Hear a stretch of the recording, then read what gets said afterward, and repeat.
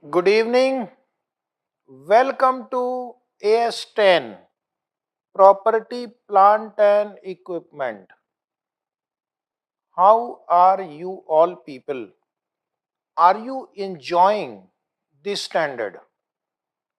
First, let me know that. Accordingly, today I will decide. Are you enjoying this AS10 and are you enjoying the accounting standard lecture? We are taking in detail so that you can understand better. Objective is to understand when you will come to final stage. There is one similar standard called Ind AS 16 PPE, and that Ind AS 16 is very similar to our accounting standard 10. And that time you will remember me that yes, we had covered the same thing in intermediate also. So I am very happy most of you are enjoying this accounting standard. Our topic is right now exchange of asset. If assets are exchanged and there is a commercial substance, exchange of asset takes place and there is commercial substance in the transaction. Commercial substance in the transaction, then we have to see whose fair value is more clearly evident if fair values are available. If fair value of asset acquired and asset given both are available, but suppose the fair value of the asset acquired is more clearly evident, then the asset acquired will be recorded at fair value of the asset acquired, which in our example case 1 is 12 lakh. If suppose fair value of one asset is not available, but fair value of the asset given up is available, I will take that. If fair value of the asset given up is not available, fair value of asset acquired is available, I will take that. But if suppose fair value of both the asset cannot be measured, or transaction lacks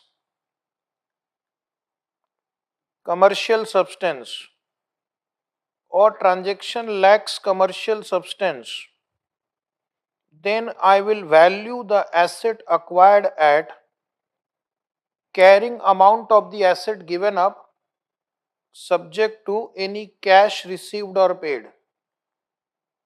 Subject to cash received or cash paid. So that cash received or cash paid, if any, will be adjusted.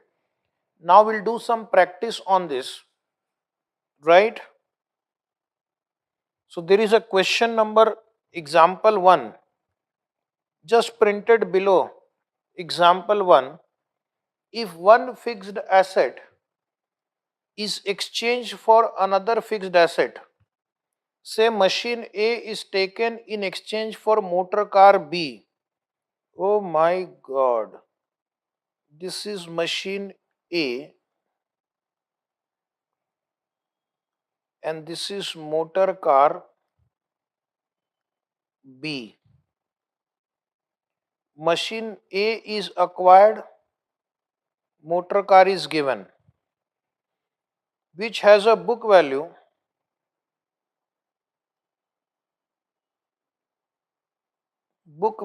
of motor car is 1,50,000, means carrying amount.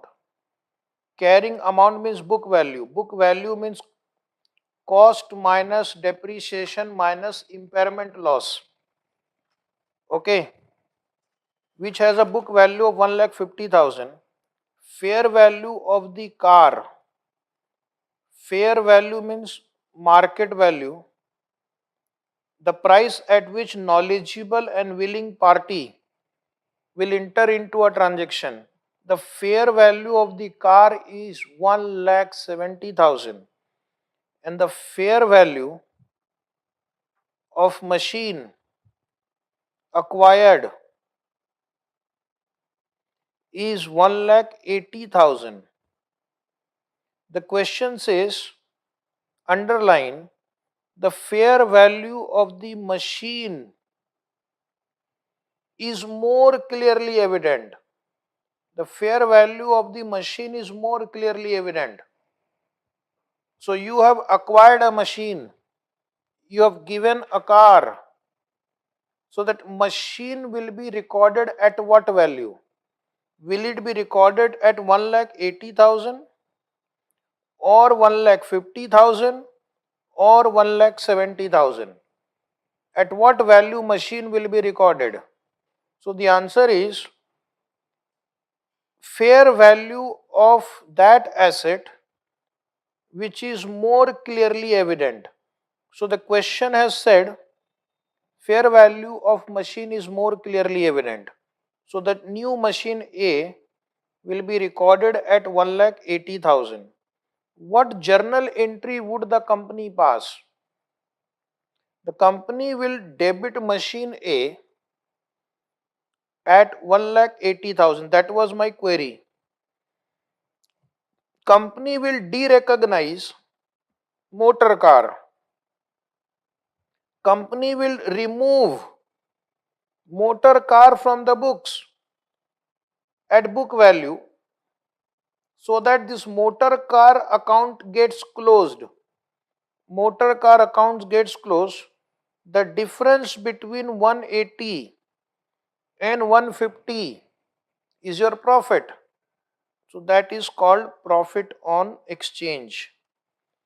Profit on exchange will be transferred to P&L account, 30,000 rupees. This is the journal entry for this question. Any query? If you have any query, kindly ask me now. Sanket, Ranjit, Sonam, you are right. Some students are participating, some are not participating. They are meditators. They are coming, meditating for 2 hours and will go away. If another example, example number 2. If a machine is taken by issuing 1000 shares of rupees 100 each, 1000 shares of 100 rupees each, the fair value of machine or fair value of security given, whichever is more clearly evident, that is reliable, known, will be considered. Say it is 1,50,000. Shares given, machine acquired. Shares acquired by a machine acquired by issue of shares. So what will be the journal entry? And the question says the fair value is 1,50,000. So tell me journal entry for this transaction. A company has issued its shares 1000 share of 100 rupees each, and in return it received one machine whose fair value is 1,50,000. What is the journal entry? So what I will do, I will record the machine at 1,50,000 and we have issued the share. So share capital issued 1000 into 100, but it is not telling. This time don't write P&L account. This time you will write securities premium, because this is on account of issue of own shares. This is on account of issue of own shares. Students sometimes ask the question, can we transfer it to P&L account? No, you cannot transfer to P&L account. Excess amount received on issue of own share is adjusted in securities premium account. So that was the answer. Now we'll solve one question number 11 printed in your book. Just turn 5 or 6 pages and you will find one question number 11. Question number 11. Have you reached question number 11? X Limited has a machine whose book value is 1 lakh. It intends to acquire a new machine.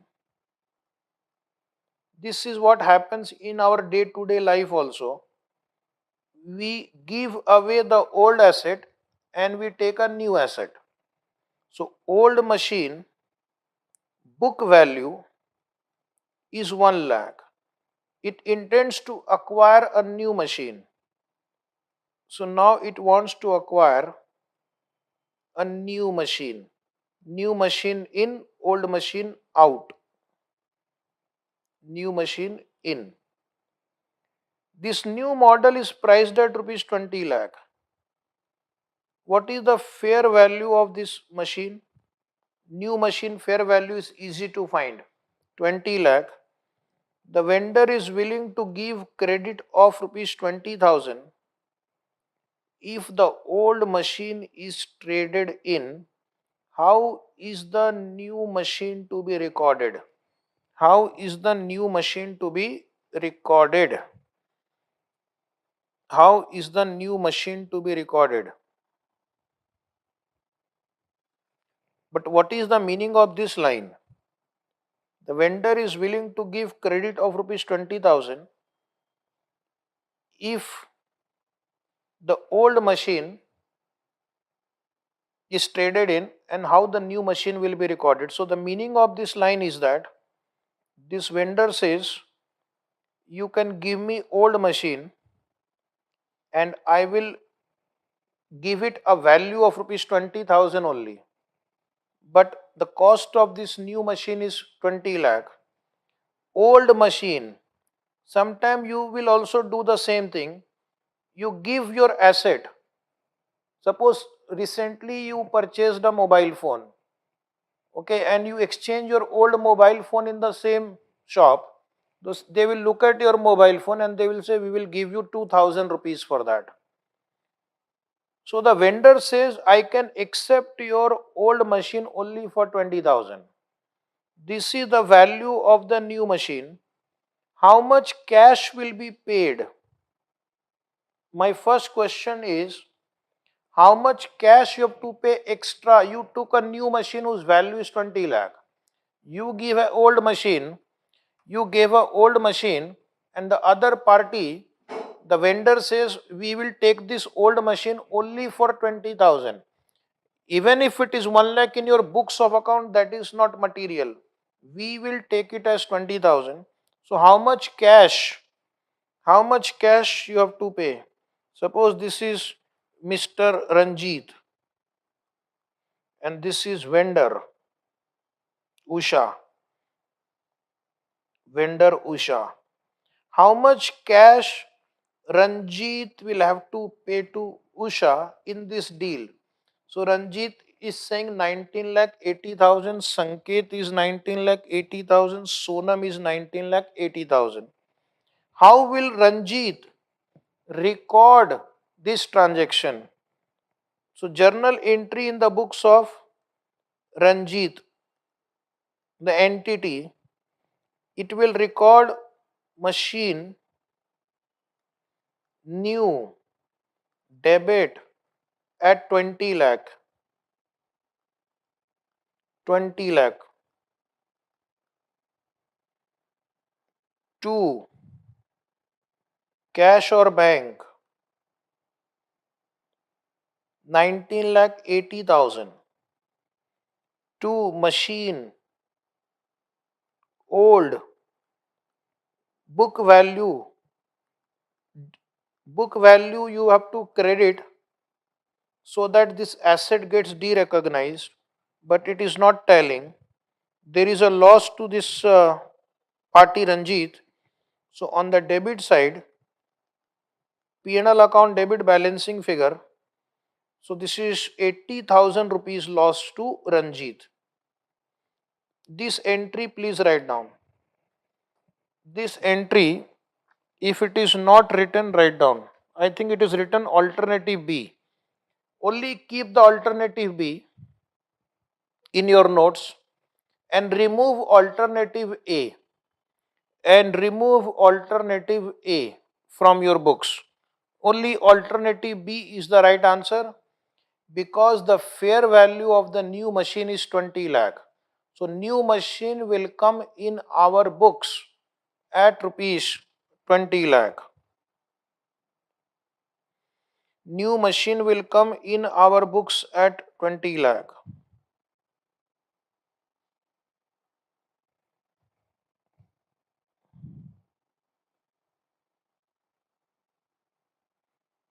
This is the answer.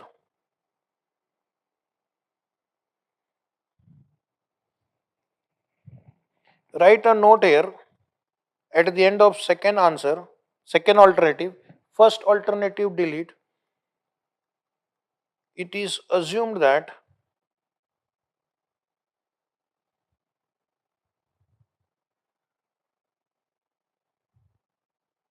fair value of new machine can be reliably measured. Fair value of new machine can be reliably measured. It is assumed that fair value of the new machine can be reliably measured because it's a new machine. In case of new machine, you just go to the market, ask the showroom person what is the price of this machine and he can tell you. So if this is the assumption, this is the answer.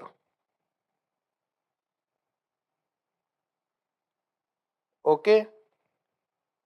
And you will do some more practice yourself. Please, today, homework, solve all questions given to you, including those which were dictated to you, that will give you a holistic approach towards AS10. Now, next is other aspects of initial measurement. Kindly come to your notes. Kindly come to your notes. If the payment is deferred, if the payment is deferred,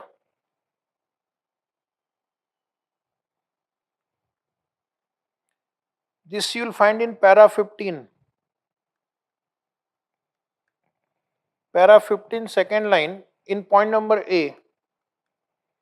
If the payment is deferred beyond normal credit terms, the difference between the cash price equivalent and the total payment is recognized as interest expense over the period, and since it is interest expense, it is borrowing cost. And if it is borrowing cost, then one has to go to accounting standard 16. If accounting standard 16 permits capitalization, then you may capitalize this interest. If AS 16 does not permit capitalization, then you need not capitalize it. But now the student is asking, ki ultimately what is this concept? Suppose you purchased a machine on 1/4/2022, but you are going to pay on 31st March 24. After 2 years, you are going to make the payment. After 2 years, you are going to make the payment rupees 1,21,000. Normal credit period is 1 month or say 2 months. Which supplier will give you 2 years credit? If the supplier is giving you 2 years credit, that means this amount will include interest. A supplier will add his interest. He will think at the back of his mind that he is paying me after 2 years. My money is blocked. Therefore, I should charge him interest. So what you have to do, you have to find out what is the cash price of this machine. Cash price means if I exclude the interest, how much will I have to pay today? If I exclude the interest, how much will I have to pay today? If in the question cash price is given, well and good. Sometimes they may not give you cash price, but they may give you discount rate or interest rate. Suppose interest rate or discount rate is 10%. The question says interest rate is 10%. What is the cash price of this machine? How much amount one has to pay if he pays 100% down payment today? You say, I don't want credit. Tell me how much amount I have to pay. So you will have to pay 1,21,000 divided by 1 plus 0.10 to the power 2. So that is called cash price or present value. So type on your calculator 1,21,000 divide by 1.10, press equal to 2 times, and you will get the cash price, which is equal to, come on, which is equal to 1,21,000 divided by 1.10 equal to, the answer is 1 lakh. The answer is 1 lakh. Is it right? Saurav Chauhan is right, 1 lakh. So my accounting entry will move like this. We will record machine account debit 1 lakh to vendor account 1 lakh, and then I will provide for interest payable to vendor, because indirectly I am paying interest to vendor. Interest account debit, first year my interest will be 10% of 1 lakh, 10,000 to vendor account 10,000. Now my vendor account will become 1 lakh plus 10,000, 1 lakh 10,000. So in the second year, in the year 2, I will again pass an entry, interest account debit 11,000, 10% of 1 lakh 10,000, because 10,000 will get added cumulative to vendor account 11,000, and then year 2 I will pass one more entry, vendor account debit 1,21,000 to bank account. Tanya is right, 1,21,000. Chaurasia is right. What about others? Where have others gone? Gogoi is right. Jain is right. Waghmare is right. So this will be the entry. Here we have considered the financing cost. So I am going to dictate one question to you to help you to understand this concept better. So please write down one question. Write down. This question you will not find in your book. I have to take efforts to bring additional question which will clarify your concept. So please write down one question. On 1st April 20x1, on 1st April 20x1, an item of property, an item of property is offered for sale, an item of property is offered for sale at rupees 10 million, at rupees 10 million with payment terms, with payment terms being three equal installments, with payment terms being three equal installment of rupees 33,33,333 over a 2 year period. Over a 2 year period, payments are made on payments are made on 1st April 20x1, 31st March 20x2, and 31st March 20x3 and 31st March 20x3.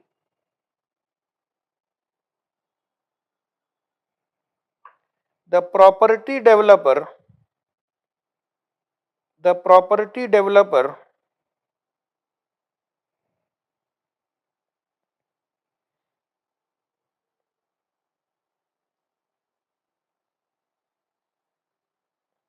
is offering a 5% discount. The property developer is offering a 5% discount,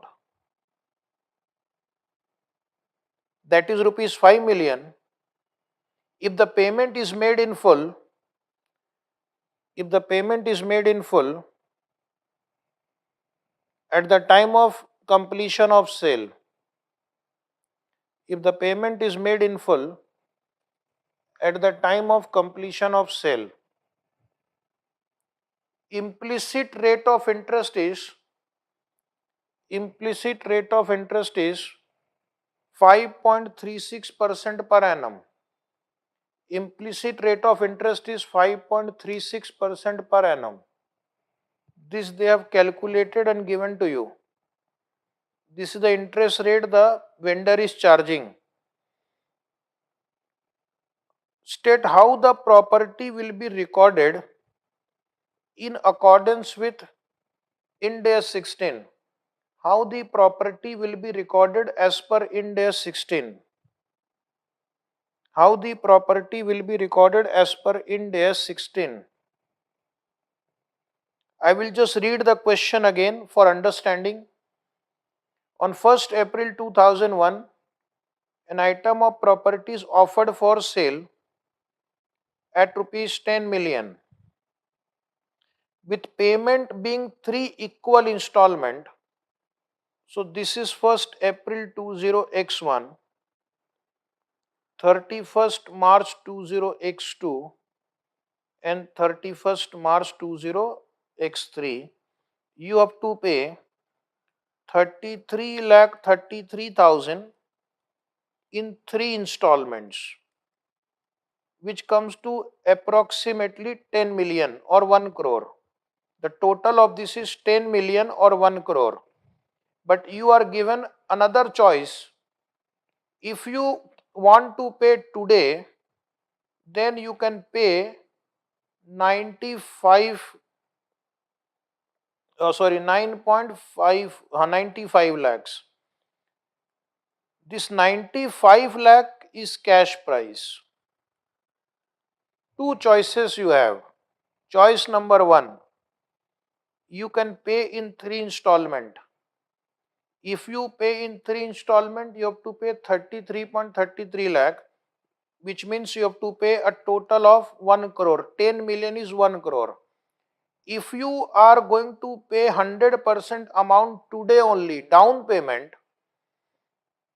the supplier will offer you a discount of 5%. 5% means, you write down here, I think there is some calculation error. It should be 0.5 million. 10 million into 5% is 0.5 million, which is 5 lakh. Pay 95 lakh today, full amount, or you pay 33.33 lakh over 3 years. So what this company has decided? It has decided to pay in three installment, which means the total interest included is 5 million. the total interest included is 0.5 million or 5 lakhs or 5 lakhs. The total interest included is 5 lakh. So how are you going to do the accounting of this? So understand, you are going to pay 100 total, 5 is interest you are paying for delayed payment. So the cash price of this machine is 95 lakh. So I will record the machine at 95 lakh and I will provide for interest on outstanding balance. I will provide for interest on outstanding balance at the rate of 5.36%. So let us see how to do the accounting. Machine will be capitalized at 95 lakhs only. 5 lakh is interest and that will be recognized over 2-year period at the rate of 5.36% on the opening balance. Please write the answer. The important thing is how will you present the answer. So you will write AS10 requires AS10 requires AS10 requires that the cost of an item of PPE, the cost of an item of PPE is the cash price equivalent, is the cash price equivalent at the recognition date, is the cash price equivalent at the recognition date, is the cash price equivalent at the recognition date. Now write down journal entries. Journal entries. Draw the format date, particulars, debit, credit. Date, particulars, debit, credit. This question is very similar to the questions of installment system. Okay. So 1st April 20x1, date column write down. In the date column write down 1st April 20x1. We are going to record the asset at cash price, which is 95 lakh. So student will write PPE account debit 1 crore minus 5%. 5% is your cash discount, which is nothing but your interest over 2-year period. Cash price is 95 lakh. PPE account debit 95 lakh. Cash price means if you pay 100% down payment, how much will you pay? To cash and bank account, question says the first installment was paid today itself. The first installment was paid today itself, that is 33 lakh 33,333. Cash or bank you can write. The remaining amount will be paid over 2 installment. So write down 2 accounts payable. 2 accounts payable 61, 66, 667 being recognition of property. Journal entry narration being recognition of property. Now what I'll do, in the date column I will write 31st March 20x2. 31st March 20x2. On this opening outstanding amount, you will have to calculate interest at the rate of 5.36%. So please, dear student, tell me what will be the interest on 61, 66, 667 at the rate of 5.36%. Take your calculator and try. So I will have to record the interest on opening balance at the rate of 5.36%. So interest expense account debit, anyone, interest expense account debit 5.36% of 61,66,667 that is 3,30,533, and we have to pay an installment of 33,33,333. Out of this, 330,533 is the interest component. So balance amount is the principal component. Balance amount is the principal component. So this is your balancing figure.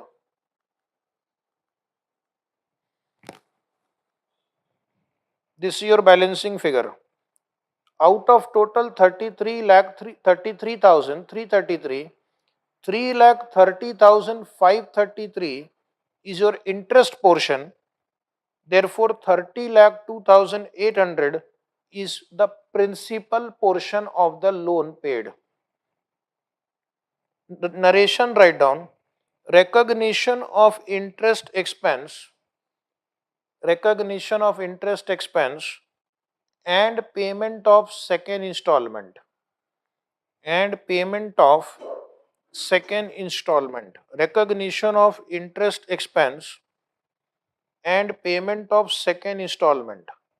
Now in the date column write down 31st March 20x3, 31st March 20x3, 31st March 20x3. So take on your calculator, this was your accounts payable, 30 lakh 2,800 you have paid. So what is the balance left in accounts payable? What is the balance left in accounts payable account? What is the balance left in accounts payable account? Take the difference and give me the answer. Balance left in accounts payable account 61, 66, 667 and minus 30,02,800. So the amount left in your accounts payable account is 31 lakh 63,867. Very good, Ranjit.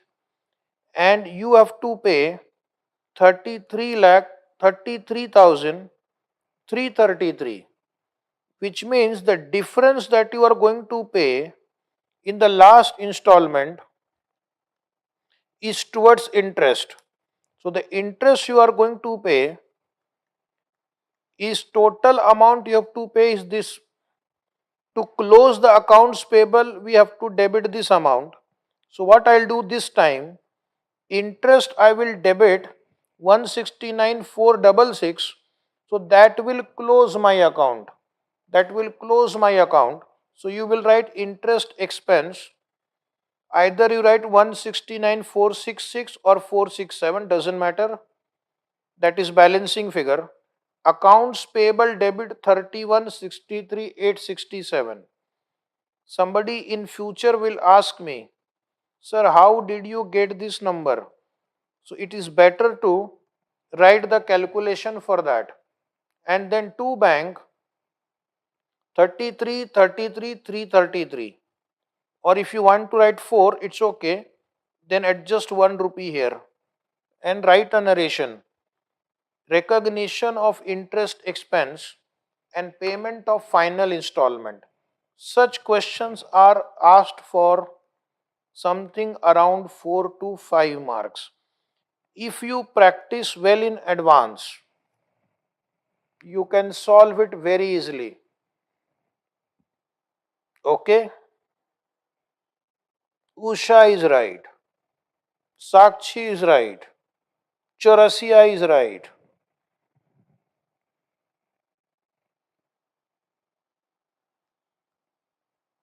This answer is over.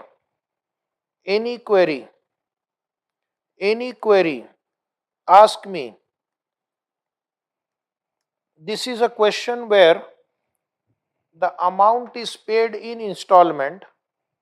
How will you record the asset?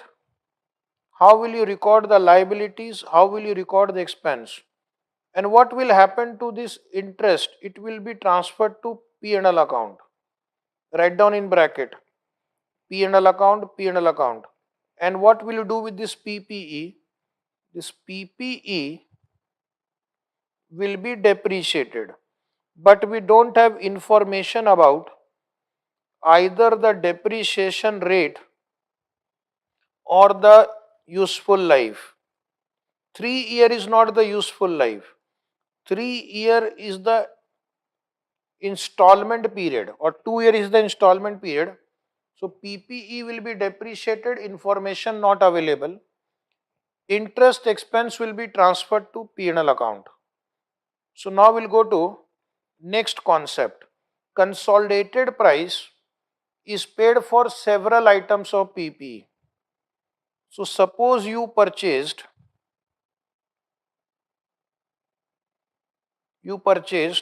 land and you purchased building, and you just paid 1 crore rupees. Is it 1 crore? No. You paid 1 crore rupees for land and building. The question is, in our books of account, I can't write land and building. I will have to write like this: land account debit, building account debit, to bank 1 crore. Now the problem is, when I paid 1 crore for both. The standard says you have to bifurcate this 1 crore. In what ratio? In the ratio of their respective fair value. In the ratio of their respective fair value. So suppose the fair value of land is, let us say, 25 lakhs, and the fair value of only building is, say, 80 lakhs, together 105 lakh, but because I paid one lump sum amount, I could purchase both for 1 crore. Now the question will be, I will have to divide this 1 crore in the ratio of 25 is to 80. I will have to divide this 1 crore in the ratio of 25 is to 80, which is their standalone fair value. So student will take on calculator 25 divided by 105 into 1 crore. So that is equal to, land will be debited 2380952 and building will be debited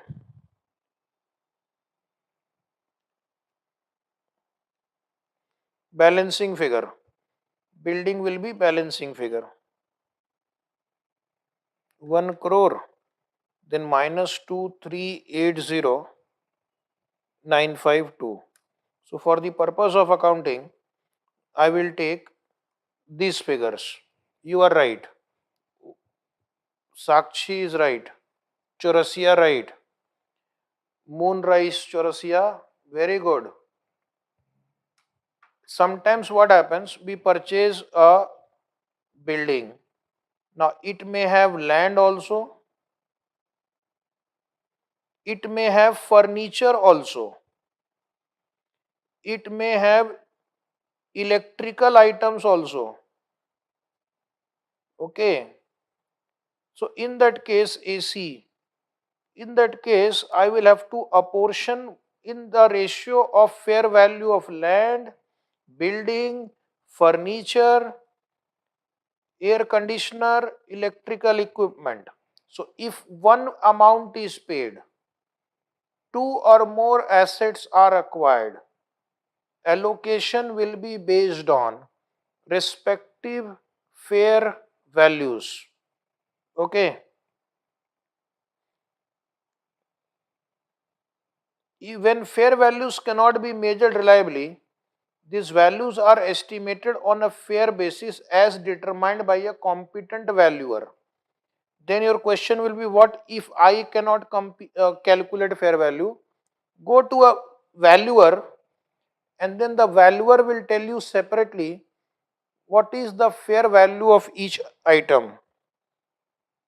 Now we'll come to example number 3. If you see, there is one example number 3 for clarification of your concept. P Limited purchased a factory including land building at a cost of 8,60,000.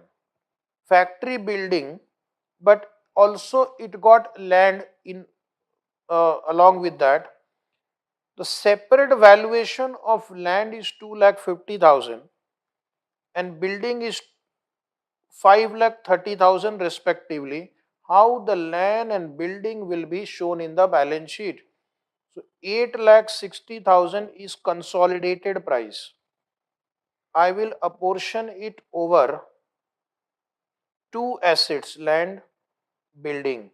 And what is the ratio I will use? 250 is to 530. So you will have to take 250 divided by 780 here and 530 divided by 780 here. So dear student, please apportion in the ratio of 250 is to 530. How much will you apportion towards land? 250 upon 780 into 8,60,000. Come on, 250 upon 780 into 8,60,000. So the answer is, for towards land we will apportion 275,641.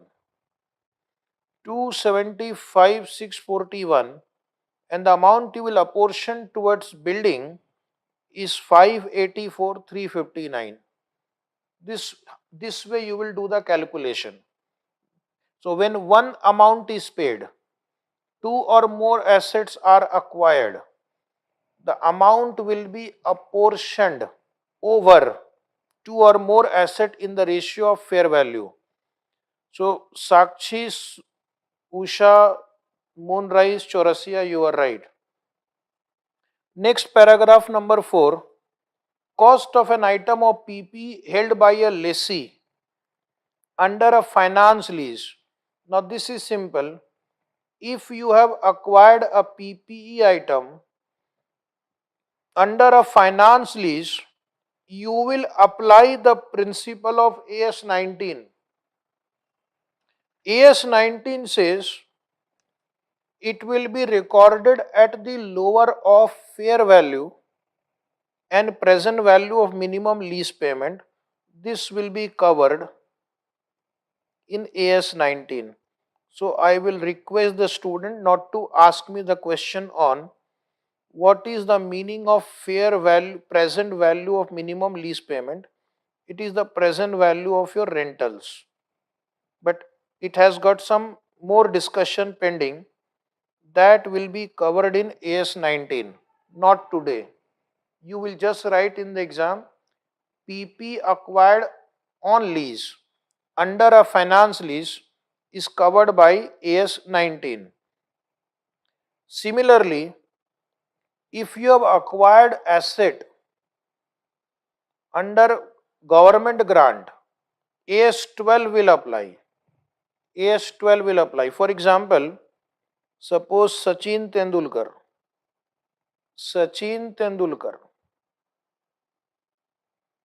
got a land. He wants to use this land for promoting sports. So Maharashtra government gave him land for promoting sports.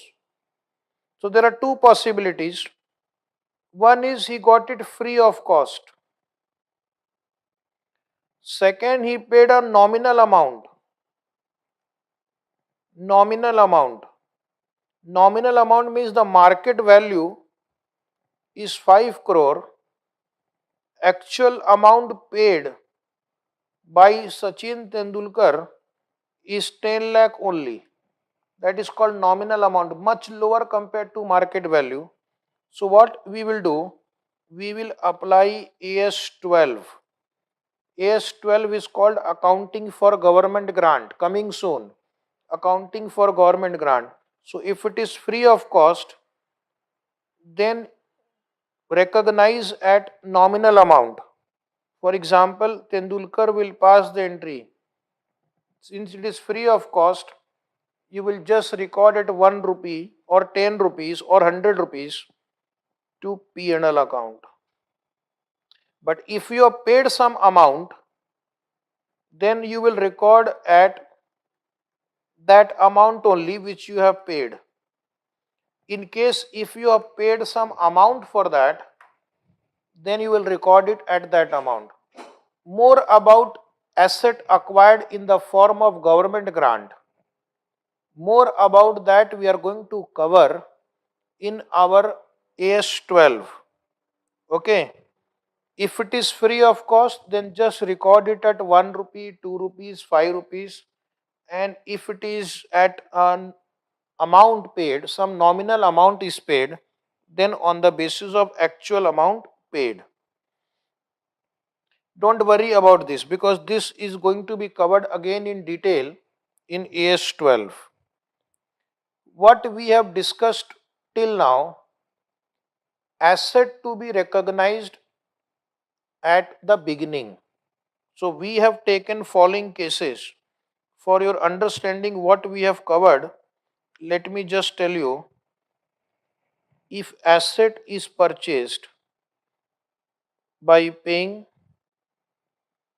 cash or bank, asset is purchased by exchange of another asset we have covered, asset is purchased in a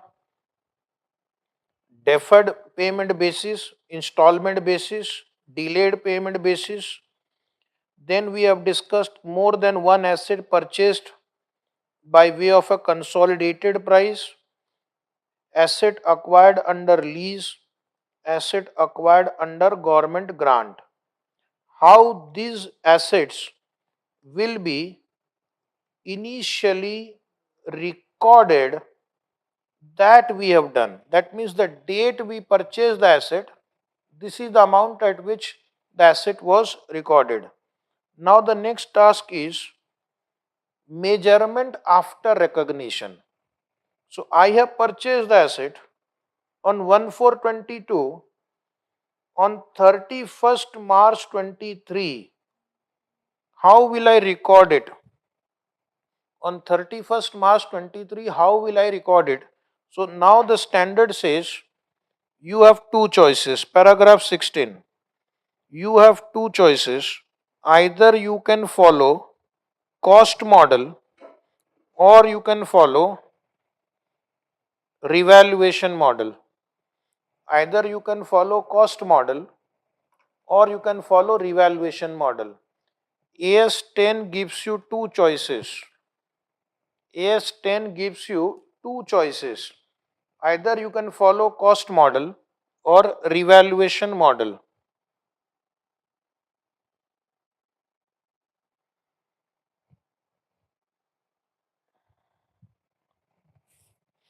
What is cost model?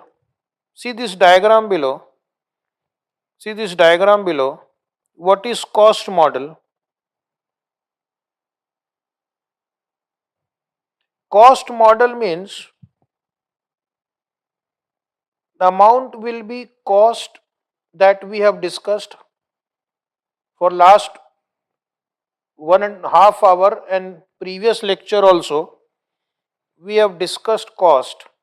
So take the cost that we have initially recorded minus any accumulated depreciation. Accumulated means total depreciation till date. Total depreciation till date and minus any accumulated impairment loss. Impairment loss is given in AS28, not in syllabus. Very good. Enjoy. Impairment loss means decline in value of the asset. that is called impairment. But you don't worry about it, it is not going to be asked in group 1 as this is not there. This is called cost model. What you have learnt in your life in 11th or 12th or in foundation course, it was cost model only. First you capitalize the asset and then just depreciate it every year. Okay. But AS10 gives you second choice also. So you have to decide what you want to do. You want to follow cost model or revaluation model. If you want to follow revaluation model, it means the asset will be carried at revalued amount. The reason for allowing this is that suppose for example you have building in your books. Building was purchased in 1990 for 2 lakh rupees. Building was purchased for 2 lakh 1990. In 2022, the same building value is 25 lakh rupees. If I follow cost model, the building will appear in my books at 2 lakhs minus depreciation, whatever is that. Now let us say after depreciation it comes to 1 lakh only, whereas the market value is 25 lakh. Whereas the market value is 25 lakh. Okay. So my balance sheet is showing building under cost model as 1 lakh, whereas its market value is 25 lakh. So my balance sheet is not showing a fair view, true and fair view of financial position. My balance sheet is showing a building at 1 lakh, which is actually having a market value of 25 lakh. So the standard says you can follow revaluation model so that you can revalue upward. It can be downward also. You can revalue upward the value of building and bring it near to its market value. And bring it near to its market value, and that is why revaluation model is also allowed. So what I will do in revaluation model, I will revalue the asset which will be the fair value at the date of revaluation. So I will take fair value on the date of revaluation minus any subsequent accumulated depreciation and minus any subsequent impairment loss. So one important point to be noted is revalued asset is also depreciated. Revalued asset is also depreciated. Who says revalued asset is not depreciated? So suppose I have done the revaluation on 1/4/2022. I will depreciate for 2022-23. What is the harm? And if I find that the value has changed, I can again do the revaluation. But if I find that the value has not changed, I can continue to depreciate as long as there is no need to revalue. Is this right? Up to this any query? Up to this any query? Today you note down one homework. There is one example 4 printed in your book under para 16. So please complete it as homework. You can check the answer. Now next is cost model. Students are requested to be present every day to understand what is happening in the classroom. Cost model, you will find all these points are printed in your book, so don't write. Cost model implies that the item of property, plant and equipment is not revalued during its useful life. So let us say I bought this pen for 200 rupees. So initially I will recognize it at 200, and then suppose its life is 5 years. So every year I am going to depreciate. Every year I am going to depreciate 40, 40, 40, and this way you will be able to write off this value of this asset. Okay. So now this is called cost model. Cost model is very easy. And the alternative model is revaluation model. Alternative model is revaluation model. Institute will test you on revaluation model, because in cost model there is no action, no drama, no thrill, no suspense.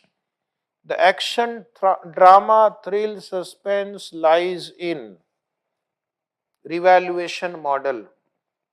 Revaluation can be both up, down. So value of the asset may be 1 lakh, it may be revalued to 20 lakh. Value of the asset may be 20 lakh, it may be revalued down to 15 lakh. AS10 permits both type of revaluation, upward as well as downward. Logic, I have told you, the logic is to bring it closer to the market value. The logic is to bring it closer to the market value. Okay. So revaluation model envisages that the carrying amount of the asset is adjusted for its fair value on the reporting date. So the idea is book value should be close to its fair value. What we see in the balance sheet date, on the balance sheet, what we see on the balance sheet should be close to its fair value. That means if somebody wants to know what is the value of this building, you can look at the balance sheet and you will get a rough idea. Now, how do you calculate fair value? Now, this is not important for us. This will be provided to you in the question. This will be provided to you. However, the student are interested in knowing. For such inquisitive minds, such learned minds, income approach can be used, depreciated replacement cost approach can be used. As I said, not very important, because we are not going to take a question on this.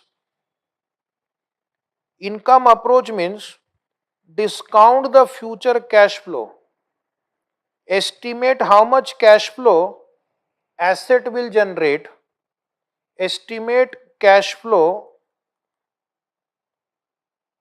asset will generate, and then take present value of this estimated cash flow.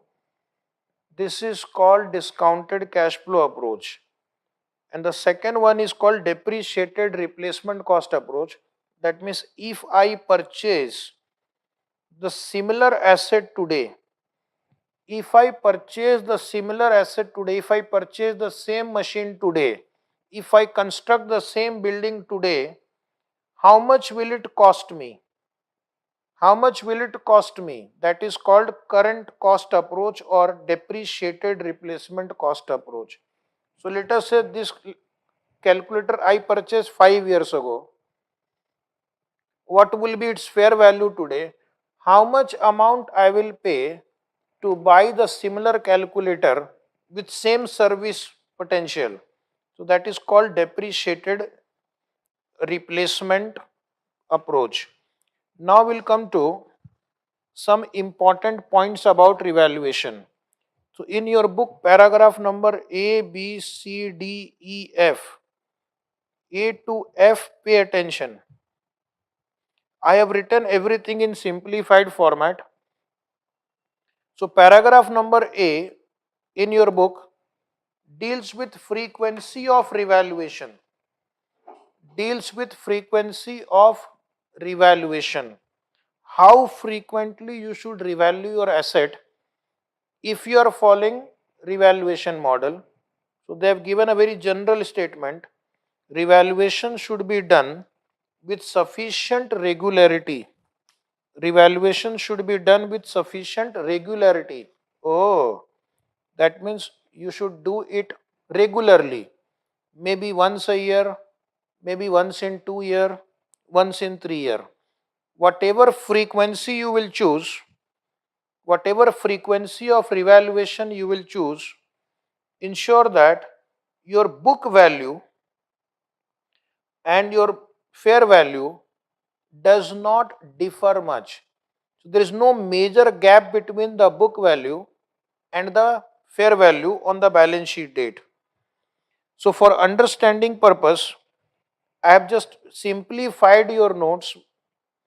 If suppose the fair value changes more frequently, if fair value of PP changes more frequently, fair value is very volatile, then it is better to do annual revaluation. Then it will be better to do annual revaluation. But if the fair value does not change frequently, if the fair value of the PP does not change frequently, is not very volatile, then the company can choose the policy of revaluing it over 3 to 5 years. So that means you can just revalue once in 3 years if the fair value is not very volatile. But if you find that fair value is volatile, then in that case you can revalue every year. Let us say, for example, building's fair value is changing very fast. So here I can use annual revaluation, but machinery fair value may not be changing very fast. So there I can use 3 to 5 years. That is for a theory question. Now important point, when PPE item is revalued, the entire class of item of PP should be revalued. When you want to revalue PPE, the entire class of PP should be revalued. Now this is one condition given by this standard AS10. So what do you mean by entire class of PPE? Entire class of PPE means land is one class, building is one class of asset, machinery is one class, ship, aircraft, motor vehicle, furniture, fixture, office equipment, bearer, plant. These are classes of PPE. If you want to revalue, suppose machinery, you have 3 machines with you, then you have to apply revaluation model to all the 3 machines. Selective revaluation is not permitted. Selective revaluation is not permitted. Any query? Now your query can be, can I follow cost model for building and can I follow revaluation model for machinery? Then the answer is yes. You can follow one model for one class of asset, you can follow another model for another class of asset. That is acceptable. So please ask me any query you have. Okay. Please see whether you have a query.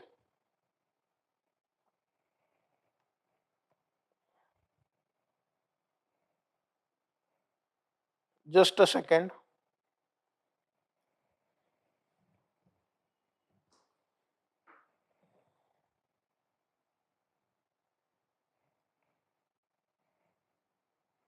देखो तो क्या हो गया.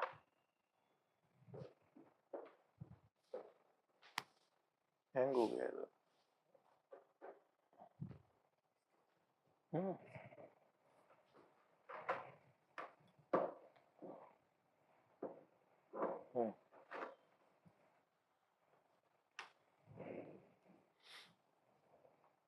Okay, any query from you?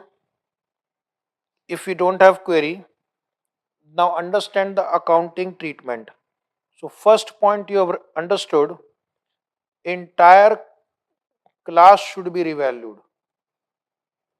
Entire class of PPE should be revalued. Entire class of PP should be revalued. Second thing, what about the accounting treatment? What about the accounting treatment? All these points are given in your book under the heading point number B. Accounting treatment is whenever the PPE will be revalued, it will be credited to, if it is upward revaluation, an account called revaluation surplus. So normally we write like this in the classroom, PPE account debit to revaluation reserve, or you can say revaluation surplus, no problem. And this will directly go to reserve and surplus, which means if you are revaluing the PPE for the first time upward, the gain on revaluation you will not take it to P&L account. It is not realized profit. It is unrealized profit. It is just a book entry. So our standard setters have said, don't take it to P&L account. This profit is arising because you have just revalued your asset. It is an unrealized profit. So you have to take it to a reserve called revaluation reserve, not to P&L account, so that your profit and loss account is not affected. But yes, in your balance sheet, reserve and surplus will increase. Asset side, asset value will go up. Liability side, reserve and surplus will go up. However, if you revalue an asset downward for the first time, suppose, then it is a loss. Here I am going to charge the loss to P&L account. At the time of recording the decrease in value, we can debit P&L account. This is a loss we are transferring to P&L account. This is my loss. My value of the asset has gone down. So conservative approach, we are transferring it to P&L account. But when it goes up, I don't credit P&L account. Rather, I credit revaluation reserve. So this is the entry you have to pass for upward and downward revaluation. For upward revaluation, credit revaluation reserve, but for downward revaluation, debit P&L account. However, paragraph D now in your book, however, increase should be recognized in P&L account to the extent it reverses the revaluation decrease already recognized. Oh my God. Suppose in year 1, there was a downward revaluation. There was a downward revaluation of rupees 100. So I will pass the entry in year 1 P&L account debit 100, P&L account debit 100 to PPE 100. But then what happened in year 2? I need to revalue upward by 200. I need to revalue upward by rupees 200. So the standard says, if earlier you have debited P&L account,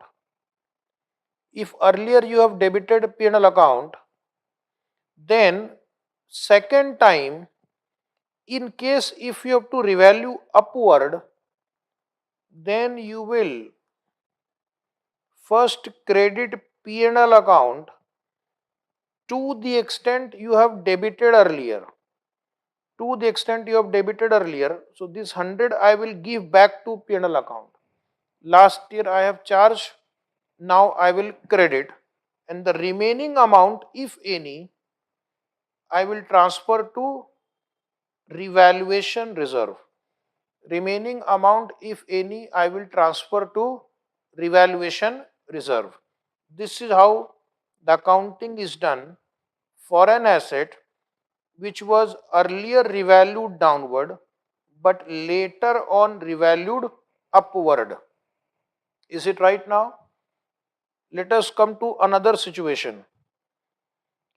Similarly, decrease should be debited to revaluation surplus to the extent of existing credit balance in respect of this asset. Now see the situation number 2.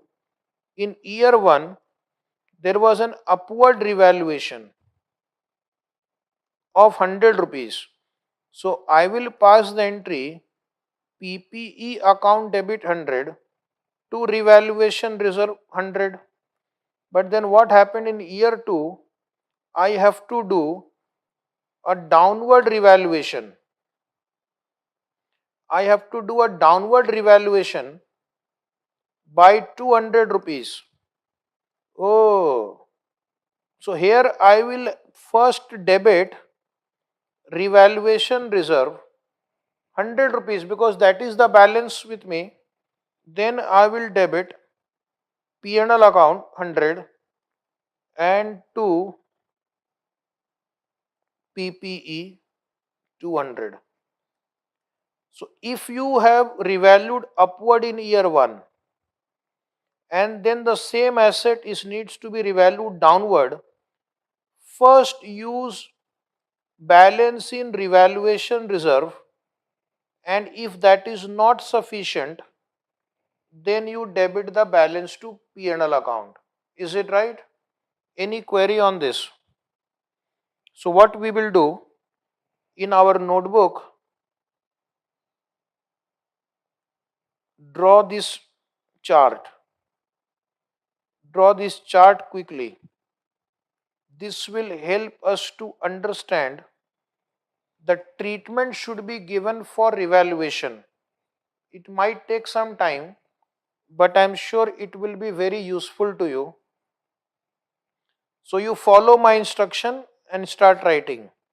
Take out a full page notebook and on a fresh page write down revaluation of asset. Then left side write down first time revalued. First time revalued. If you are revaluing first time, check whether there is increase in value. Check whether there is increase in value. If the answer is yes, credit revaluation reserve. Credit revaluation reserve. If the answer is decrease in value, if the answer is decrease in value,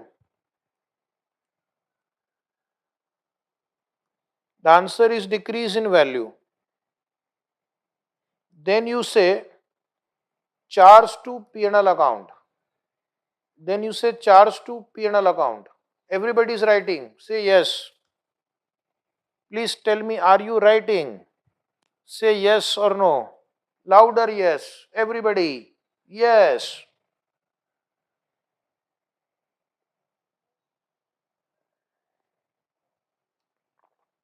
So we will now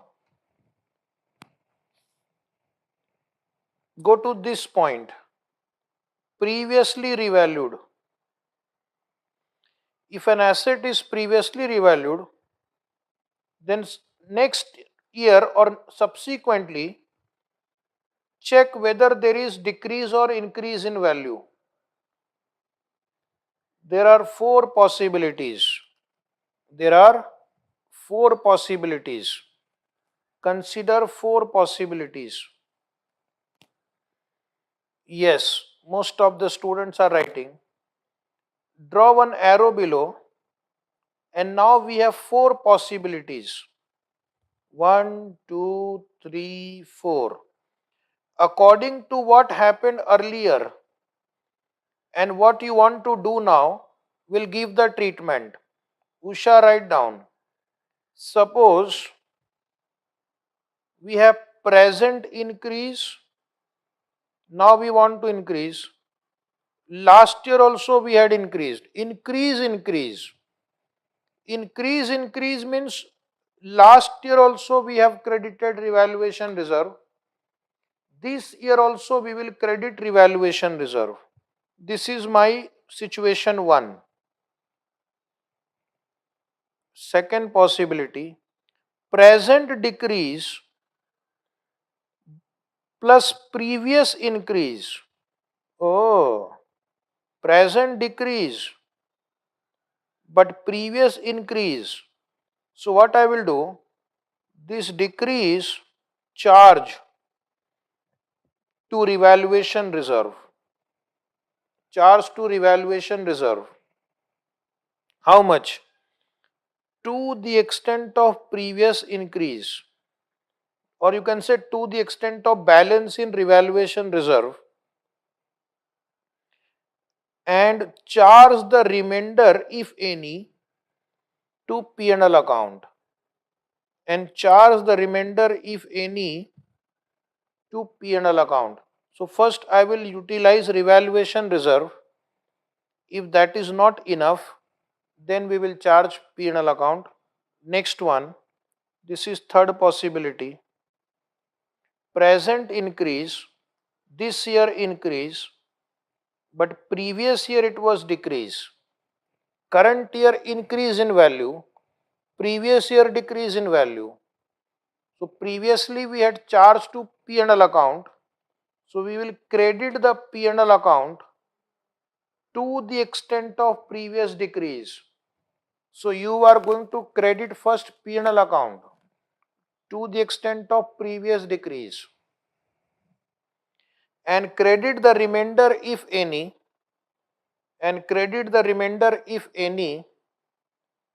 to revaluation reserve,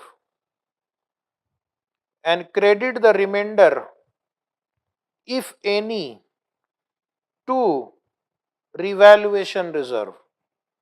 So first you credit P&L account to the extent we had debited last time, and remaining amount credit to revaluation reserve. Fourth possibility is decrease now, decrease earlier also. Current year decrease, previous year also decrease. Decrease. If it is decrease, last time also we charged to P&L account. This time also we will charge to P&L account. Last time also we charged to P&L account, and this time also we will charge to P&L account, because this time also there is a decrease. So complete the chart, and once you have completed, tell me.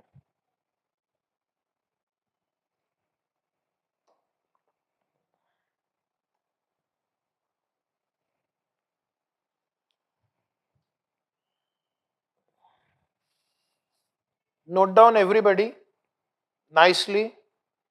So this gives you a very good idea about treatment of revaluation upward and downward, first time as well as subsequent time.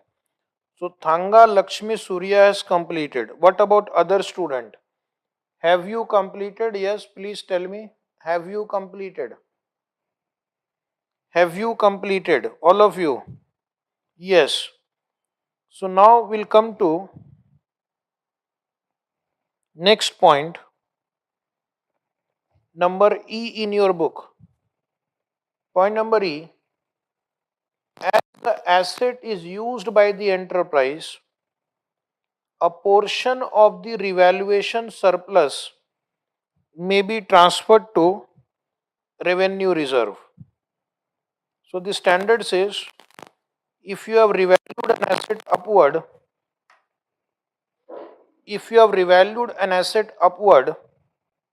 suppose an asset was last year 1 lakh, we have revalued it to 1,50,000. This was balance 1 lakh before revaluation. This is balance after revaluation. Suppose the depreciation rate is 10%. So I will now provide depreciation on revalued amount. Once an asset is revalued, subsequently depreciation is charged on revalued amount. Let us say depreciation rate is 10%. So I will provide 15,000 depreciation. But if I would not have revalued the asset, if I would not have revalued the asset, I would have provided depreciation on original value and it would have been 10,000. Due to revaluation, I have to provide excess depreciation of 5,000 rupees. Because of upward revaluation in my example, I had to provide additional depreciation of 5,000 rupees. Okay. Now the standard says, in case if you provide additional depreciation due to revaluation, a portion of revaluation surplus may be transferred to revenue reserve. So the journal entry would be revaluation reserve account debit 5,000 to general reserve. Revenue reserve means general reserve 5,000. So what the company will do, this excess depreciation provided because of revaluation will be released from revenue reserve to general reserve. Will be released from revenue reserve to general reserve, because now the value of the asset has gone up, you will charge more depreciation. But at the same time, the standard gives you a right that because you have provided excess depreciation, we allow you to transfer that additional depreciation to a free reserve called revenue reserve. So that entry can be done. Excess depreciation arising due to revaluation can be transferred from revaluation reserve to general reserve. Now we'll come to point number F in your notes. Point number F in your notes. Suppose an asset is sold. This asset was revalued upward earlier. This asset will be derecognized from the books, that all of you will agree. When the asset is derecognized, any balance lying in revaluation reserve, any balance lying in revaluation reserve will be transferred to general reserve. Any balance will be transferred to general reserve. So once the asset does not exist, once the asset is derecognized, the related revaluation reserve is also not kept in the books, it is transferred to revenue reserve, which means while writing the entry general reserve. So the entry would be once the asset is derecognized, the related balance in revenue reserve will be transferred to general reserve. So derecognition means asset is eliminated from the books of account. Corresponding revaluation reserve is also transferred to revenue reserve. Okay. Now there is an important note in the last line. It says all transfer from revaluation reserve will be made to revenue reserve and not routed through statement of P&L account. So we are not going to transfer revaluation reserve to P&L account. Revaluation reserve debit to P&L account is not allowed. You can't increase your profit balance by transferring revaluation reserve. The standard says you can't increase your profit and loss account balance by transferring the revaluation reserve. However, excess depreciation or balance in revaluation reserve on derecognition, those can be transferred to revenue reserve, that is general reserve. Come to point number B. Point number B, write down important, and I am going to give you a question also on this. So that is why I am taking it later. First I finish the theory part, and now I am going to discuss the actual accounting treatment that is done.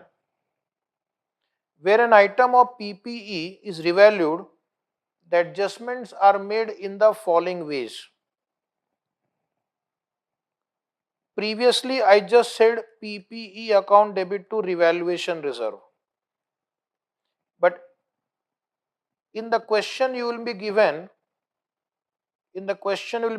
cost less accumulated depreciation, net carrying amount, and then you will be given revaluation amount.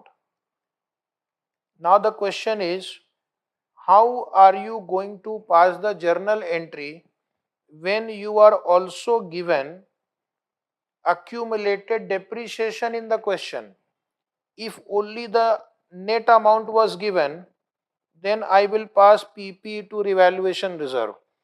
But if accumulated depreciation is also given, then what I'll do? The standard allows us two methods of accounting. Standard permits me two methods. This note is printed in your book also in point number B.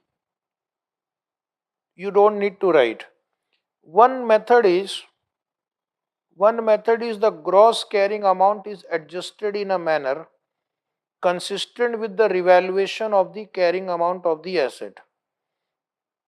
That is, the gross carrying amount may be restated by reference to observable market data, or it may be restated proportionately to the change in the carrying amount. Tick mark this line. What this first method says, you increase the gross carrying amount, you increase the accumulated depreciation proportionately. So if your carrying amount increases by 50%, you increase the gross carrying amount and depreciation also by 50%. So I am going to show this with the help of one example. So write down one example in the notebook, because unless you see the number, you will not be able to interpret that paragraph. First method is where we proportionately increase the carrying amount of fixed asset as well as accumulated depreciation. So student will write cost of an asset equal to 1000, cost of the asset 1000. Please write in the notebook, cost of the asset 1000, accumulated depreciation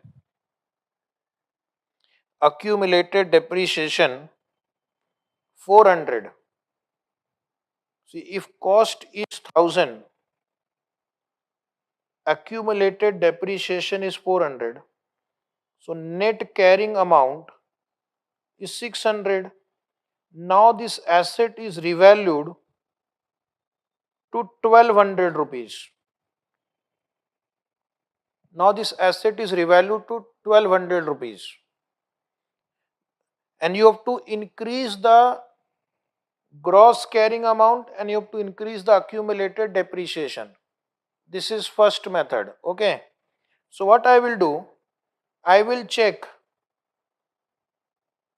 my net carrying amount is 600 rupees, revalued amount is 120, So what is the percentage increase?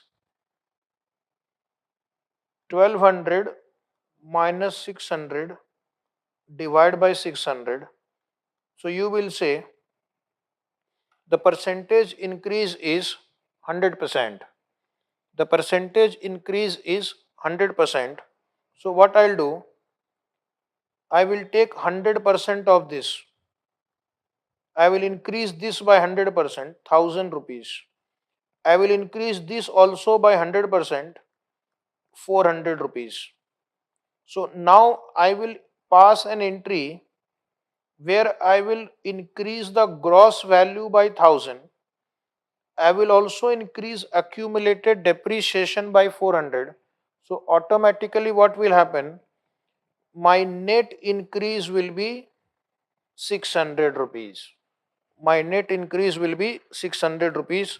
So write down the entry method 1. Method 1 entry will be PPE account debit to accumulated depreciation to revaluation reserve 600. This 600 is 1200 minus 600. How much amount you will put here and how much amount you will put here? That is the question. How much amount you will put in front of PPE and how much amount you will put in front of accumulated depreciation? So you will say 1000 rupees in front of PPE. Why 1000? 100% of 1000. Why 400? 100% of 400. So automatically your entry would tally. This is how the student will pass the entry if you are given accumulated depreciation figure in the question. Okay? Have you noted it down? Very easy. And I will take one more question for practice, don't worry.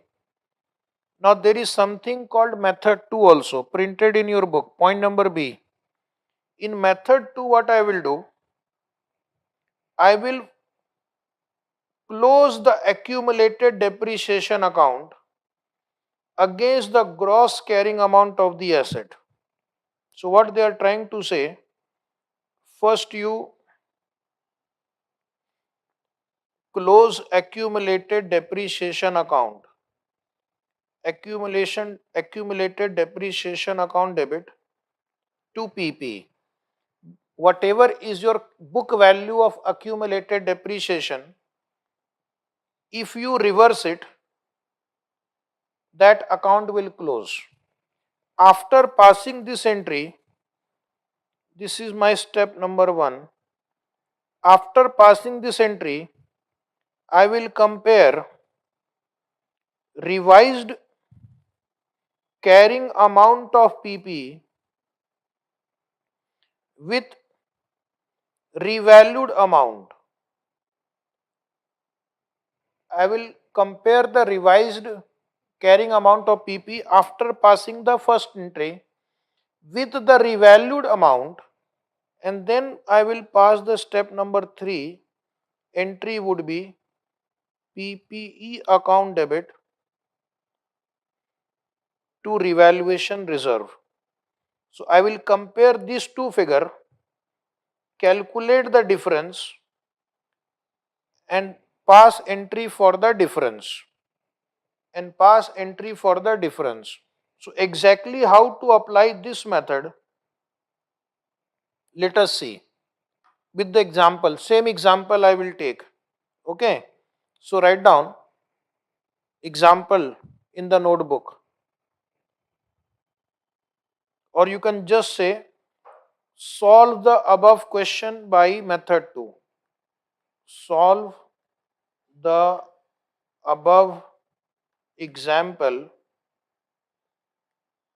by method 2. Solve the above example by method 2. Solve the above example by method 2. So all of you try. So what I'll do, first step we will eliminate the accumulated depreciation. Accumulated depreciation account debit to PPE account. Accumulated depreciation account debit to PPE account 400. Now you see the effect of this entry. If you pass this entry, what will happen? This will reduce by 400. This will also reduce by 400. So after the first entry, the balance in revised carrying amount of PPE is 600 rupees now. After this entry, and the balance in accumulated depreciation has become 0. Compare this 600 rupees with this 1200 rupees. Now my carrying amount is 600 rupees and my fair value is 1200 rupees. So I will have to increase it by 600. I have to increase it by 600. So I will pass one more entry. PPE account debit 600, 1200, this 1200 given here, and this 600 is that revised value. 2 revaluation reserve. 2 revaluation reserve 600. So after passing all these entries, how will my balance appear? This cost will appear at 1200, depreciation will appear as 0, and my book value after all this entry will become 1200 rupees. So student will have to be careful. If accumulated depreciation is also given, either follow method 1 where we will proportionately increase the gross amount and the accumulated depreciation, or you can follow method 2 where you first eliminate the accumulated depreciation and then pass the entry for revaluation reserve. So what I will do, to make your concept clear by both the method, we will write an actual question. So please write down question. Good student will write all questions which are dictated. This will really help you to understand your concept better. Chapter is lengthy, and if you want to understand, we have to solve numerical examples also. So student will write a small question which can be for 4 marks in the exam. In the notebook write down, Vino Limited purchased plant. Vino Limited purchased a plant. Vino Limited purchased a plant at a cost of rupees 10 lakh. At a cost of rupees 10 lakh on 1419. On 1419. Life is 10 years. Life is 10 years. On 1/10/2020.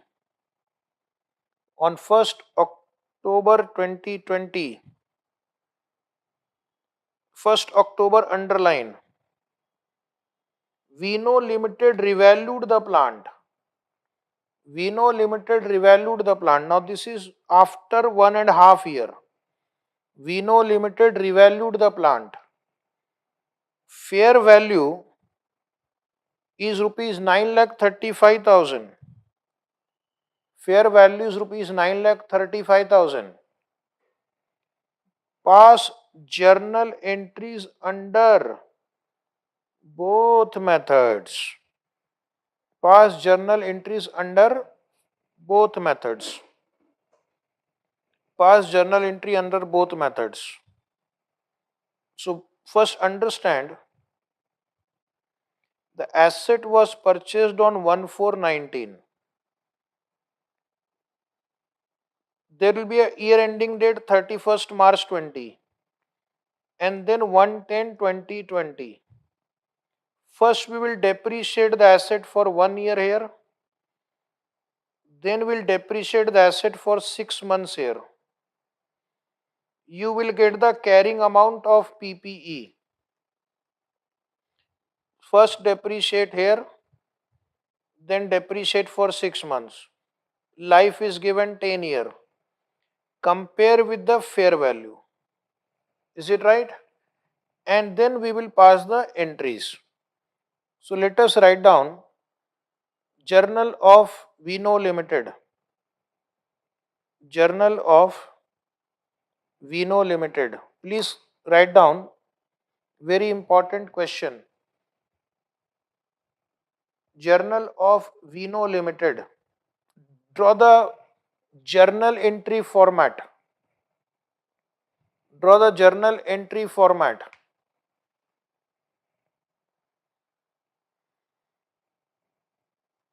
First, we will pass entry on the date of purchase. 1/4/19, plant account debit 10 lakh to bank account 10 lakh. Everybody agrees? Plant account debit 10 lakh to bank account 10 lakh. Being plant purchased. Being plant purchased. Then 31st March 2020, this is the first year, life is 10 year, scrap value 0, so depreciation would be 1/10 of 10 lakh. 10 lakh divided by 10, 1 lakh. To accumulated depreciation, 1 lakh. Being depreciation charged. Being depreciation charged. And you will show the calculation. Never forget to mention the calculation in the answer. 10 lakh divided by 10 years. This is year 1. Draw one line. Year 1 activity is over. But then we have to revalue the asset on 1st October. So I will need to provide a depreciation for 6 months now, so that I will get the carrying amount on the date of revaluation.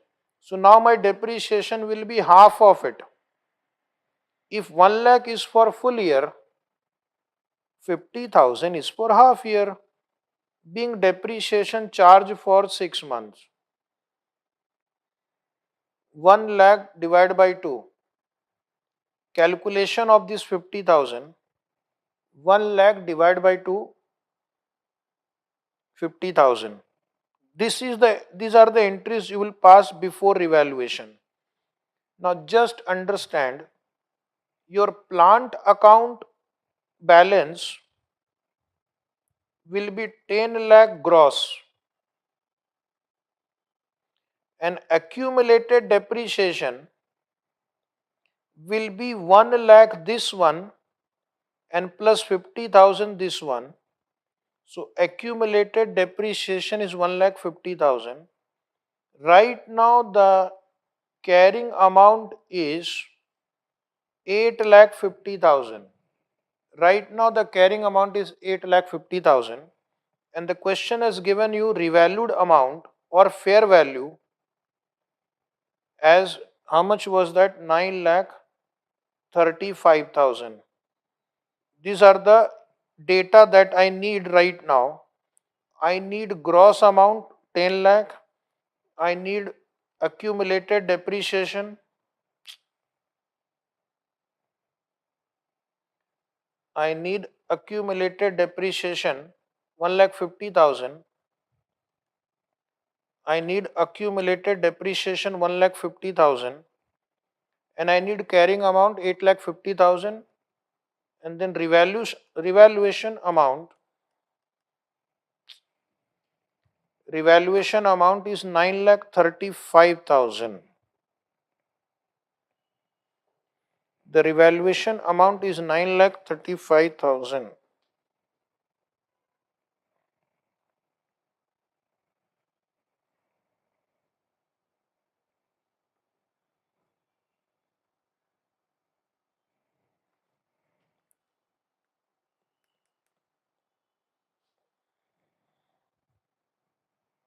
क्यों?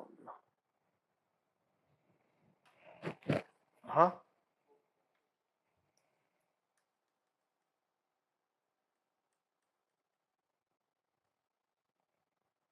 नहीं वो हम्म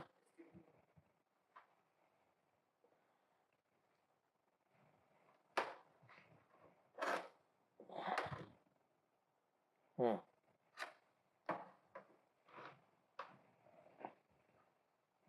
Okay, so this is 9,35,000.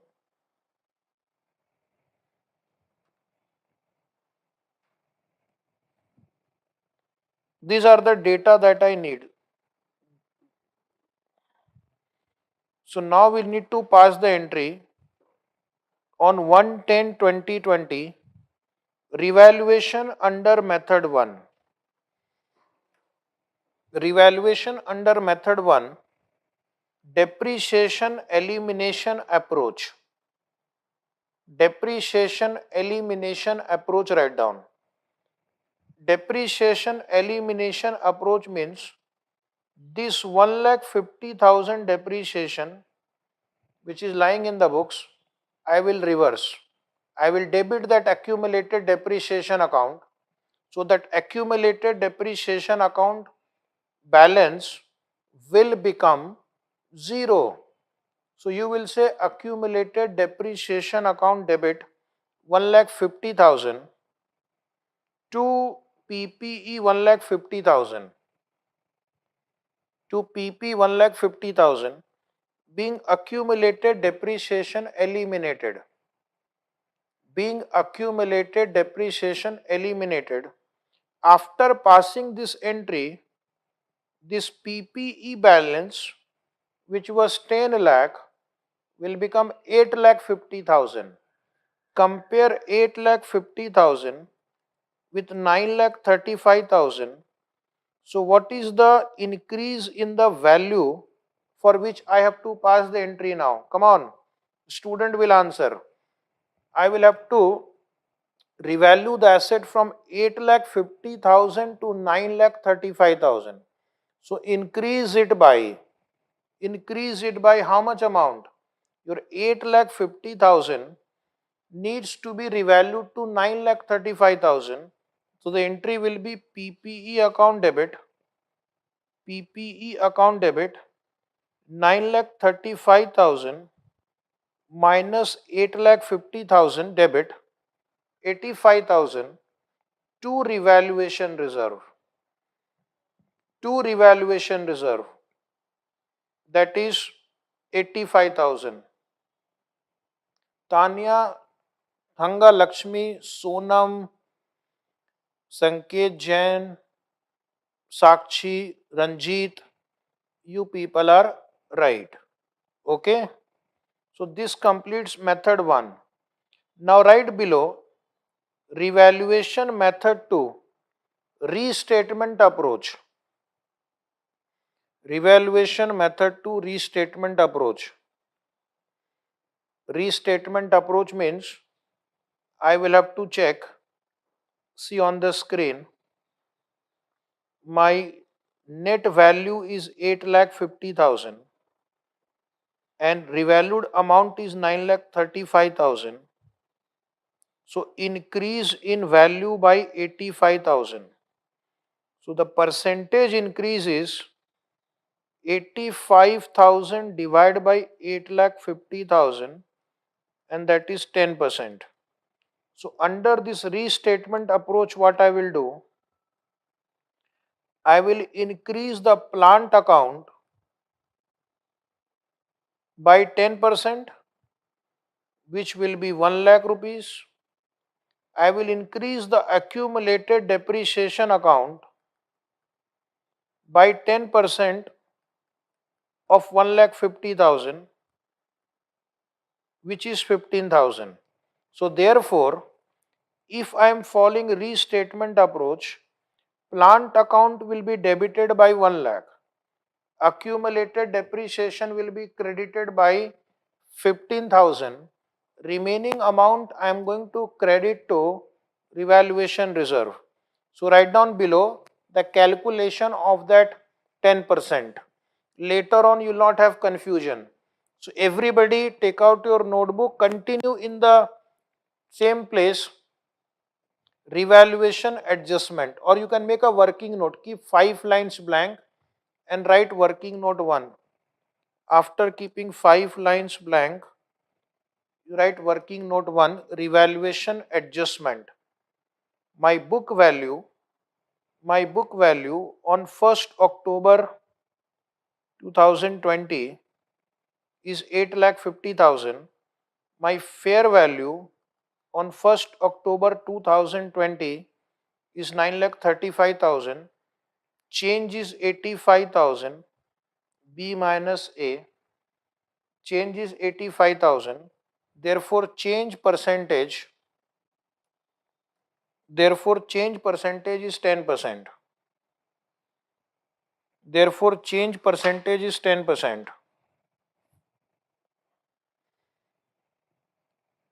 Now, this 10% I will apply to gross amount also and accumulated depreciation also.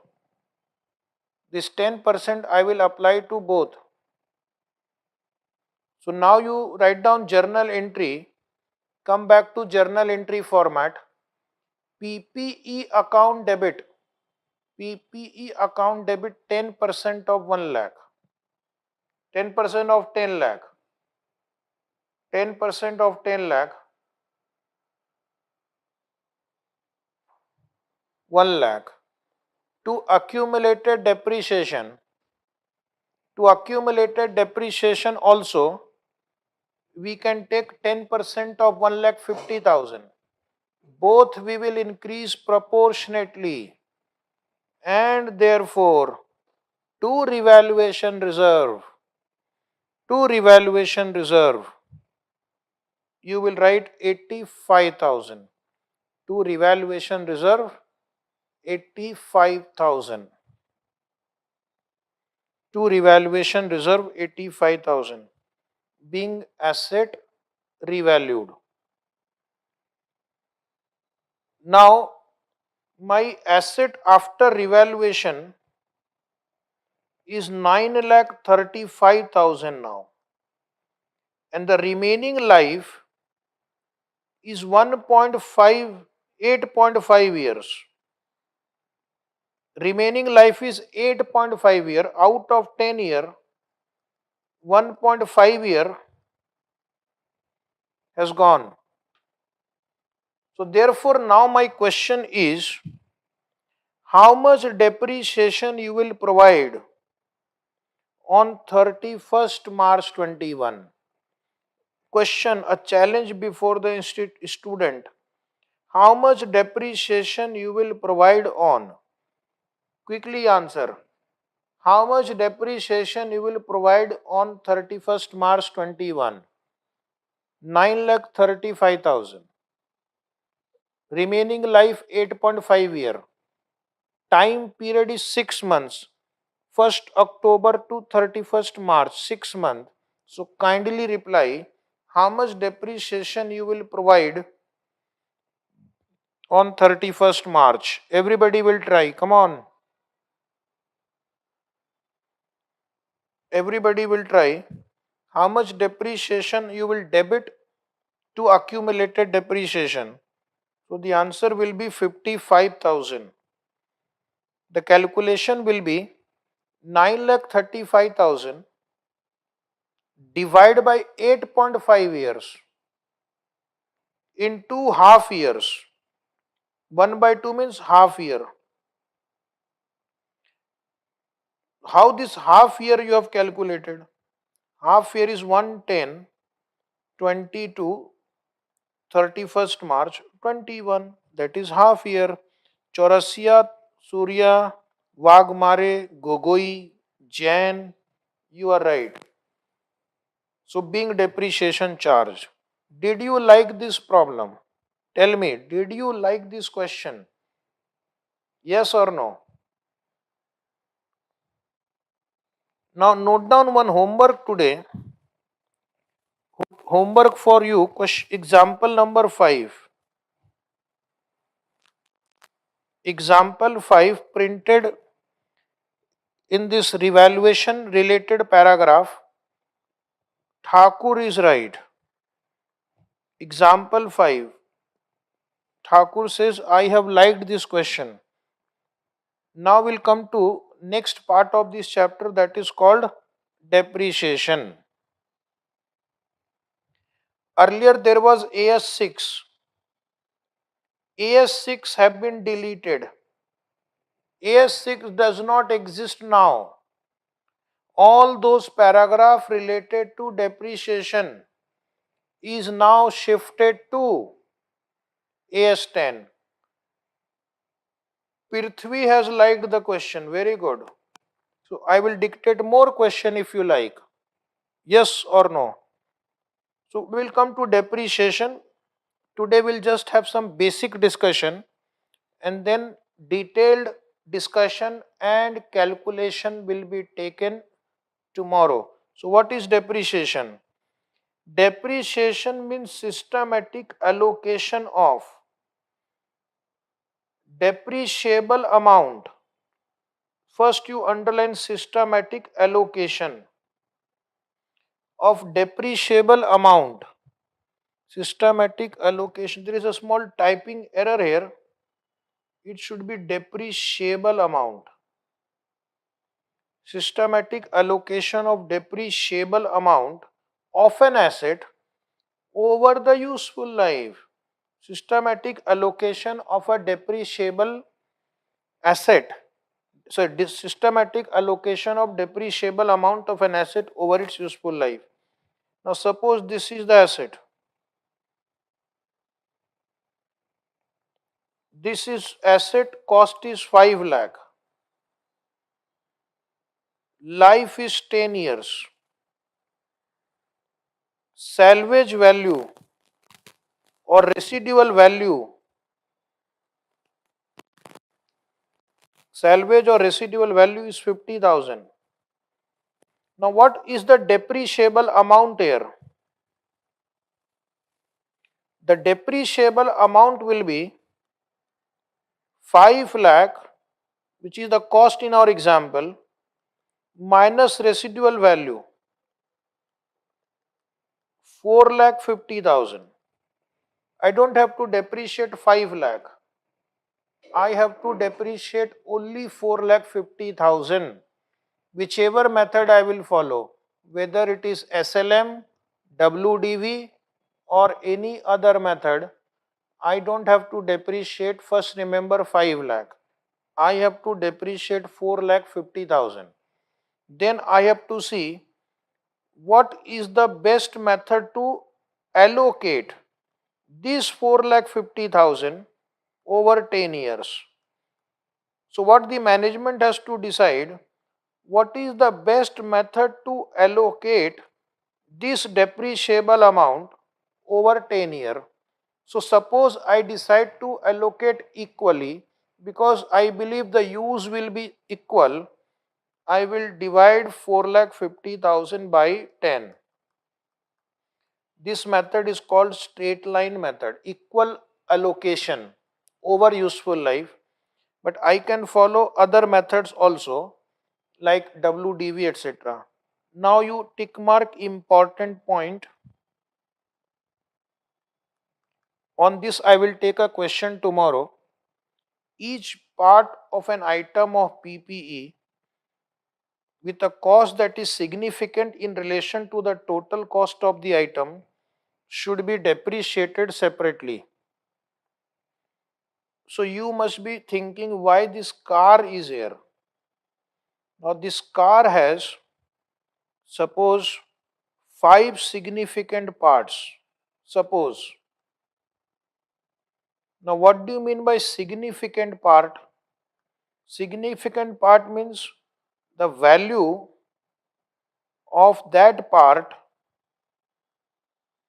is greater than or equal to 10% of total cost.